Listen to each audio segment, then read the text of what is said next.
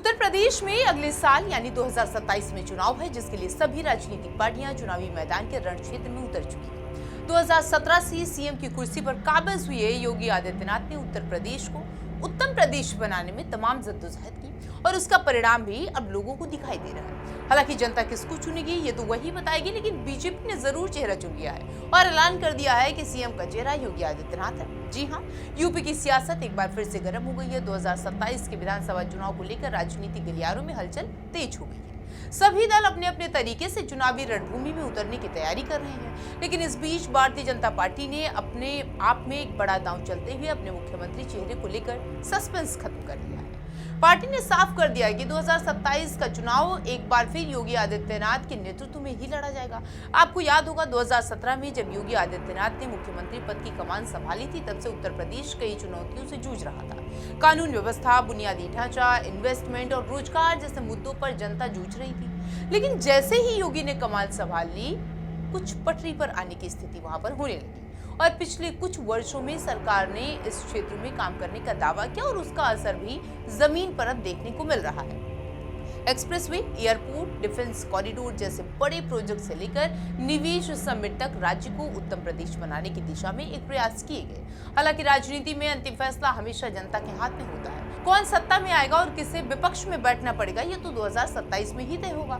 लेकिन चुनाव से पहले बीजेपी का ये ऐलान राजनीतिक रूप से बेहद अहम माना जा रहा है। राष्ट्रीय पार्टी के अध्यक्ष की अगर बात करें तो नितिन नवीन ने साफ शब्दों में कह दिया कि नेतृत्व को लेकर कोई भ्रम नहीं है और योगी आदित्यनाथ ही पार्टी का चेहरा होंगे। दरअसल पिछले कुछ महीनों से लखनऊ से लेकर दिल्ली तक नेतृत्व परिवर्तन को लेकर अटकलें लगाई जा रही थी। मीडिया और विपक्षी दलों के बीच में ये चर्चा थी कि बीजेपी चुनाव से पहले कोई बड़ा बदलाव कर सकती है, लेकिन इस एक बयान ने उन सभी चर्चाओं पर फुल स्टॉप लगा दिया। अब पार्टी के भीतर किसी भी तरीके की गुटबाजी या नेतृत्व को लेकर असमंजस की स्थिति नहीं दिखाई दे रही है। बीजेपी का ये फैसला सिर्फ एक घोषणा नहीं है, बल्कि एक स्पष्ट संदेश है कि पार्टी 2027 के चुनाव में स्थिर नेतृत्व और विकास के मुद्दे पर ही जनता के बीच जाएगी। संगठन अब पूरी तरीके से एकजुट होकर चुनावी मोड में आ चुका है। कार्यकर्ताओं को भी स्पष्ट दिशा मिल चुकी है। एक तरफ सत्ता में बैठी सरकार अपने काम के आधार पर फिर से जनादेश मांगेगी, तो वहीं दूसरी तरफ विपक्ष जनता के लिए अपनी पकड़ मजबूत करने की कोशिश करेगा। अब देखना यह होगा कि जनता किस पर अपना भरोसा सौंपती है। लेकिन इस घोषणा के बाद से राजनीतिक गलियारों में चर्चा है कि क्या अखिलेश यादव इस फैसले से खुश होंगे। माना जा रहा है कि अखिलेश यादव के लिए और समाजवादी पार्टी के लिए योगी आदित्यनाथ का चेहरा सामने होना उनके पीडीए यानी पिछड़ा दलित अल्पसंख्यक नैरेटिव को आगे बढ़ाने में मददगार हो सकता है।